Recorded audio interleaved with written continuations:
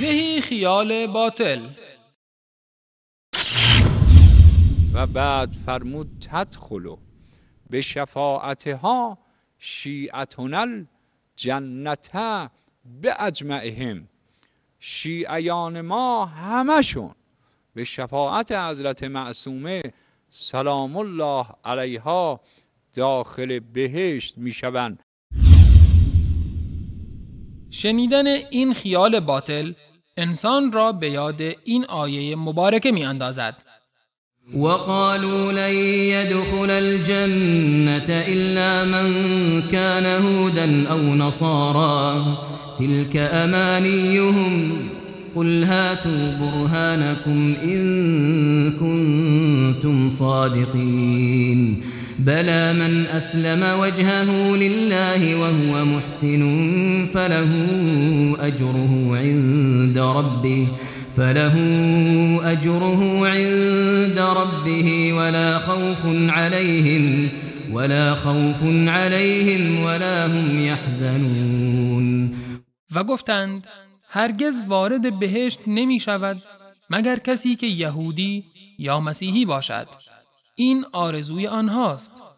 بگو اگر راست میگویید دلیلتان را بیاورید. آری، هر کس که مخلصانه روی به الله کند و نیکوکار باشد پاداش او نزد پروردگارش است و نه ترسی بر آنهاست و نه اندوهگین می‌گردند. مسیحیان و یهودیان که خود را مقربان درگاه الهی می‌دانستند بر این باور بودند که یقیناً تنها آنان به بهشت وارد می‌شوند.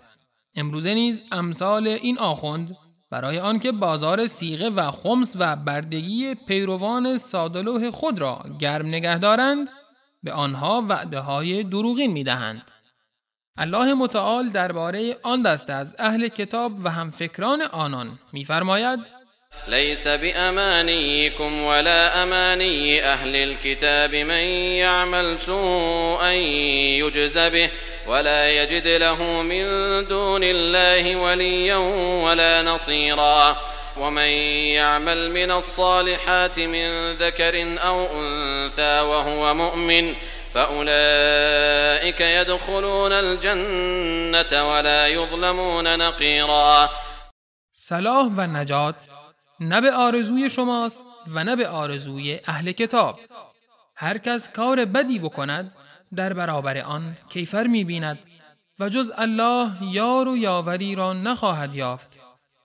و کسانی که کارهای شایسته انجام دهند در حالی که مؤمن باشند، خواه مرد باشند یا زن، ایشان وارد بهشت می‌شوند و به اندازه گودی پشت هسته خرما به آنان ستم نمی‌شود.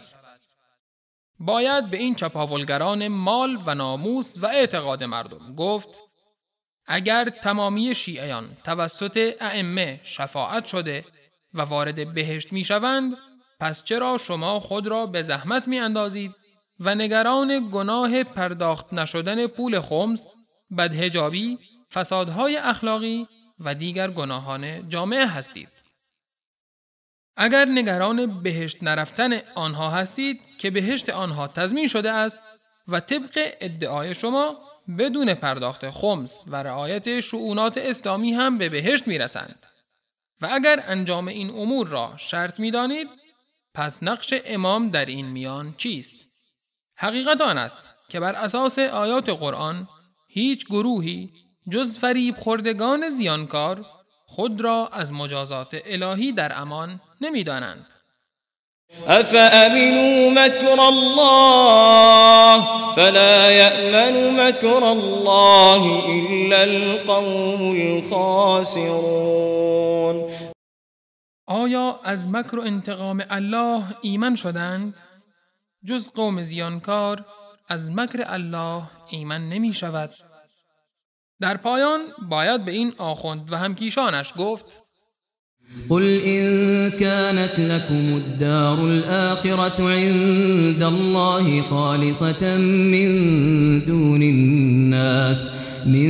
دون الناس فتمنوا الموت إن كنتم صادقين ولن يتمنوه أبدا بما بما قدمت أيديهم والله عليم بالظالمين ولتجدنهم أحرص الناس على حياة ومن الذين أشركوا يود أحدهم لو يعمر 1000 سنة وما هو بمزحزحه من العذاب أن يعمر والله بصير بما يعملون. بگو اگر سرای آخرت یعنی بهشت نزد الله فقط مخصوص شماست نه دیگر مردمان، پس آرزوی مرگ کنید اگر راست میگویید. ولی آنان به سبب آنچه پیش از خود فرستاده اند هرگز آرزوی مرگ نخواهند کرد و الله به حال ستمکاران داناست و آنها را حریص‌ترین مردم بر زندگی دنیا خواهی یافت، حتی حریص‌تر از مشرکین. هر یک از آنان دوست دارد که 1000 سال عمر کند، با اینکه اگر چنین عمری به وی داده شود او را از عذاب نجات نمی دهد و الله به آنچه می کنند بیناست.